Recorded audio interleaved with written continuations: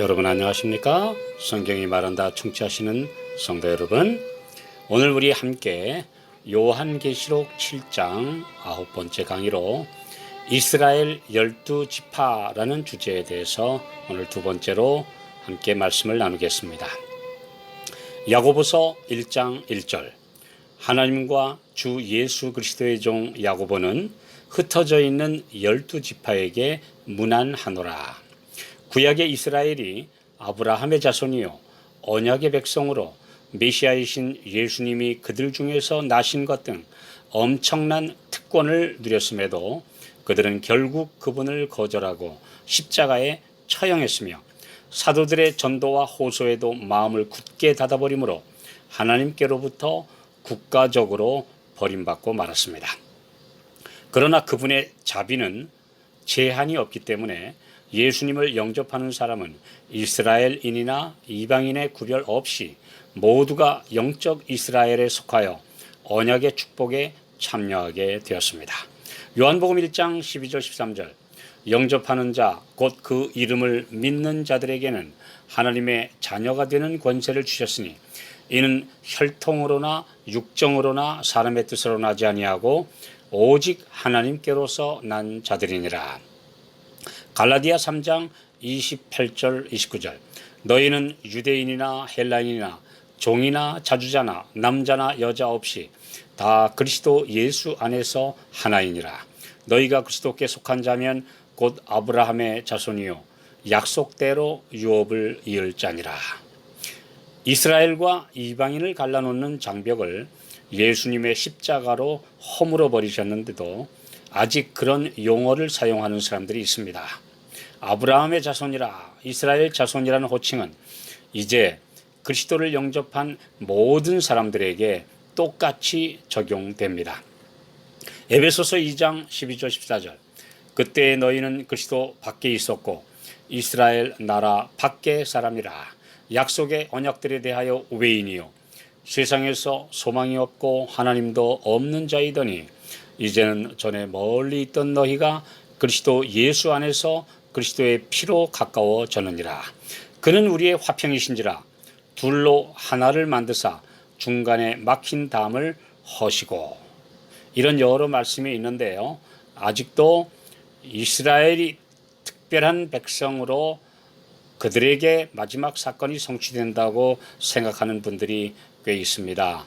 그러나 우리의 이 성경 말씀들을 종합해 볼 때 이제 우리 영적 이스라엘 된 우리 모든 하나님의 참 백성들을 통해서 주님은 구속의 사업을 마치실 것입니다.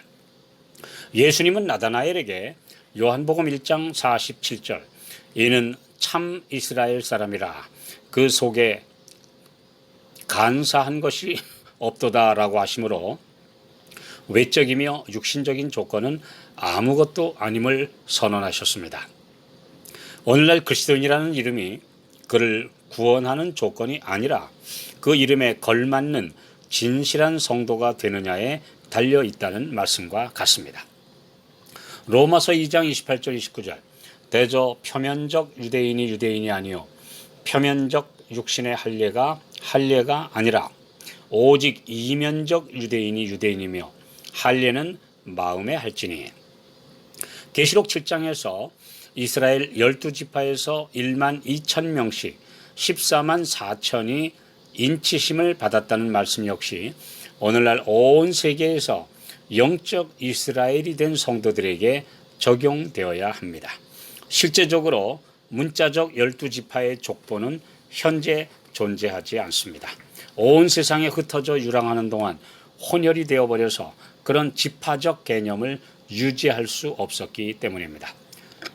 또 12에서 제외된 지파들에서는 한 사람도 구원을 받을 수 없다는 결론에 이르는 해석은 성경적이지 않습니다.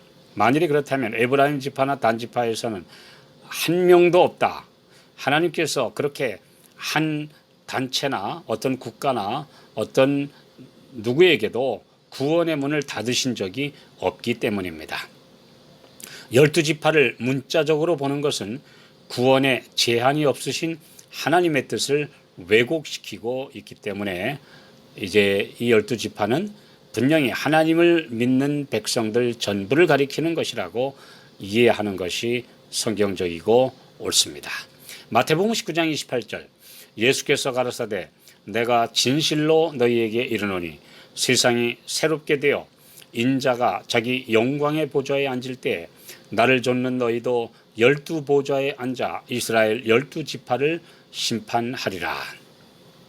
구약에서 12지파의 족장들이 이스라엘을 대표한 것처럼 12사도는 신약의 복음 전파를 통해 세워진 교회의 대표자가 된 것입니다.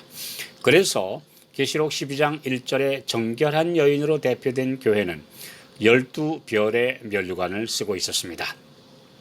계시록 21장에서 새 예루살렘의 12진주문에는 이스라엘 12지파의 이름이 기록되었고 12기초석에는 12사도의 이름이 기록되어 있습니다. 이것은 결국 무엇을 뜻합니까? 구약의 12지파와 신약의 12사도는 다 한 교회를 이루며 거룩한 나라를 구성한다는 것을 가르쳐주는 말씀입니다. 이 나라에는 유대인과 이방인의 차별이 존재하지 않습니다. 베드로전서 2장 9절 오직 너희는 택하신 족속이요 왕같은 제사장들이요 거룩한 나라요 그의 소유된 백성이니 이는 너희를 어두운 데서 불러내어 그의 기이한 빛에 들어가게 하신 자의 아름다운 덕을 선전하게 하려 하심이라. 바울 사도는 이방인의 교회인 갈라디아 교회에 편지하면서 그들을 하나님의 이스라엘이라 불렀습니다. 갈라디아 6장 16절 무릇 이 규례를 행하는 자에게와 하나님의 이스라엘에게 평강과 긍휼이 있을지어다. 우리가 구원받아 가서 살게 될 도성은 이 땅의 예루살렘 도시가 아니라 하늘에 있는 새 예루살렘입니다. 그리고 천년기 후에 그 새 예루살렘이 하나님의 보좌와 함께 이 땅으로 내려올 것이라고 분명히 말씀하고 있습니다.